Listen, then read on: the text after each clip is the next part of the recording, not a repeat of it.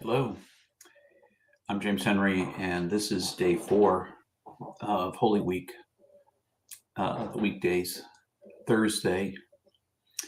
I considered that today's reading, it would make sense perhaps to light a candle, like you might at a dinner.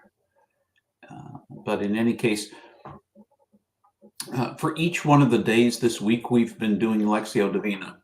And if you don't know what Lectio Divina, that's all right. It's sacred reading.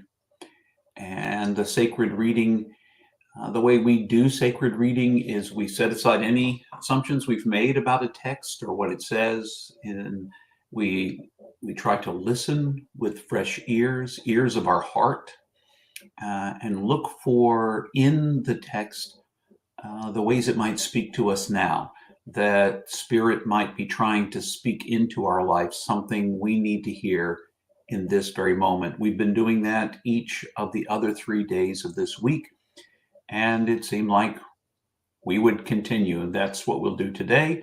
And then tomorrow, Good Friday, we'll do the same. So we're going to listen to Lily. Lily is going to read for us our passage from Luke chapter 22. When the time came, Jesus took his place at the table, and the apostles joined him. He said to them, "I have earnestly desired to eat this Passover with you before I suffer. I tell you, I won't eat it until it is fulfilled in God's kingdom." After taking a cup and giving thanks, he said, "Take this and share it among yourselves. I tell you that from now on, I won't drink from the fruit of the vine until God's kingdom has come." After taking the bread and giving thanks, he broke it and gave it to them, saying, "This is my body, which is given for you. Do this in remembrance of me." In the same way, he took the cup after the meal and said, "This cup is the new covenant by my blood, which is poured out for you. But look, my betrayer is with me. His hand is on this table. The human one goes just as it has been determined. But how terrible it is for that person who betrays him." They began to argue among themselves about which of them it could possibly be who would do this.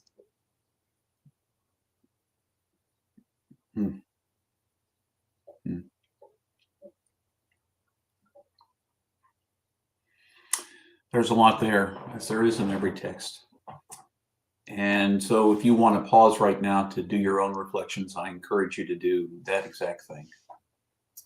But otherwise, I'm going to note what I heard rising for me, the word, the image, the phrase that rose for me.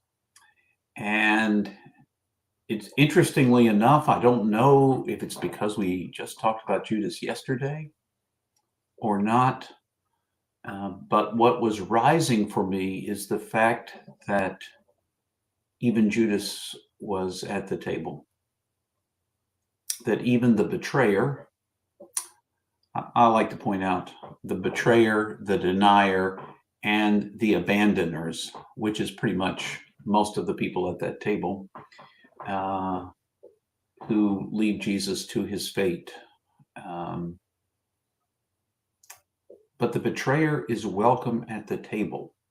He is invited to share the cup and the bread. He is invited to be a part of it. And I wonder if sometimes I haven't made a decision in advance of someone who doesn't belong at my table, in my hospitable place. I'm not talking about at St. James on a Sunday morning or any other time for communion. I'm really talking about my own personal table, and my own hospitality of making room for people, and how Judas was even at that last meal, was welcomed at that last meal. That makes me wonder if some of my predetermination doesn't keep people from sharing what is meant to be shared by me and by others, perhaps. So as I was thinking about it, that's what rose for me, the image of everyone's welcome at the table and not turning anyone away. And I do think of it as the communion table, but I think of the table also in a more larger metaphorical way where everyone is welcome at that table. No matter who I might think doesn't belong or doesn't get a pass, doesn't get invited, no matter who I feel ought not to be at the table, as if I get to be the judge. Jesus welcomed Judas. And despite all of the judgment-related language that was a part of that passage as I listened to it, what really rose for me is that Judas was at the table. So I'm going to look at ways that I might exclude people that perhaps for one reason or another ought to be included, that I have missed out on, who may see the world differently than I do, but who deserve my hospitality and welcome. That's what I heard in the text. I don't know what you heard.